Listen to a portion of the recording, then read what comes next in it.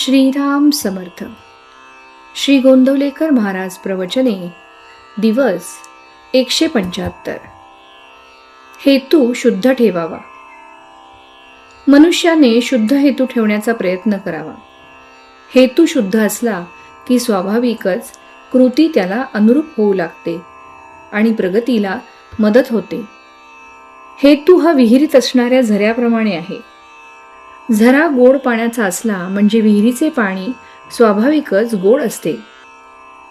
म्हणून हेतू शुद्ध ठेवण्याची दक्षता घ्यावी आणि त्याकरिता रामाची प्रार्थना करावी.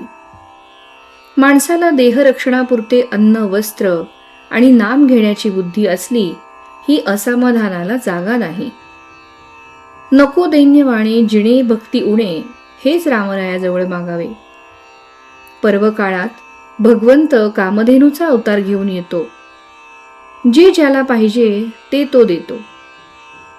पर्वकाळात सज्जन तसेच दुर्जनही आपले कामे करून घेतात. जारण मारण ही देखील पर्वकाळात शीघ्र साध्य होतात. आपण मात्र भगवंताचे कसे व्हावे हे पाहावे. शुभेच्छा धरावी, भावना जागृत करावी. काहीही कर, पण भगवंता तुझा विसर पडू देऊ नकोस असे भगवंताजवळ मागावे. आजवर कळत नकळत जे पाप झाले असेल ते नाहीसे कर, पुढे पुन्हा नाही करणार असे म्हणावे. म्हणजे मागली पापे नष्ट होतात. ज्याला विषयाची गोडी असते त्याला नाही परमार्थाची गोडी लागत. नरकातल्या किड्यांना नाही किळस येत. विषयी लोक प्रपंचात रंगून जाऊन साधू संतांची निंदा करतात. त्यांना मीच काय, तो एक शहाणा मोठा असा अभिमान असतो.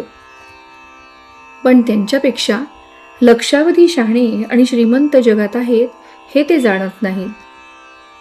ते खालच्या लोकांकडे पाहतात आणि त्यांच्याहून मी श्रेष्ठ आहे असे म्हणतात. माझे चुकते आहे एवढे कळले तरी चालेल. विषयी लोकांना मला कुठे दुःख आहे असे वाटते. पण दारूप्रमाणे विषयाची धुंदी उतरली म्हणजे पश्चाताप होतो. देव आहे असे खऱ्या अर्थाने वाटणारे जगामध्ये थोडेच असतात. सद्विचार, सच्छास्त्र आणि सद्बुद्धी ही प्रत्येक माणसाला याच जन्मात भगवंताकडे नेण्यासाठी आहे. प्रपंचाचा अनुभव कष्टमय आहे, पण भगवंताचा अनुभव आनंदमय आहे. तापाने आजारी असलेल्या माणसाला आपल्याला घाम यावा असे वाटत असते, पण नुसत्या वाटण्याने काही तो येत नाही. त्यासाठी डॉक्टरचे औषधच घ्यावे लागते. तसे ज्याला भगवंताचे प्रेम यावे असे वाटते त्याने नाम घेणे हेच एक औषध घ्यावे. भगवंताचे प्रेम एकदा चिकटले की त्याच्या आड दुसरे काही येत नाही. खाणीतल्या दगडामध्ये जसे सोने असते तसा आपल्यामध्ये परमात्मा आहे. दगडातली माती अनेक चाळण्यांनी आणि यंत्रांनी काढून टाकतात आणि नंतर सोने हाती लागते. त्याचप्रमाणे अनेक वासना नष्ट झाल्यानंतर परमात्मा आपल्या हाती लागतो. आपण मीपणाने मेल्यानंतर शेवटी परमात्मा प्रकट होतो.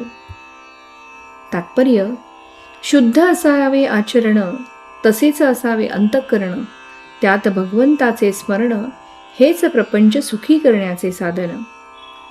श्रीराम समर्थ.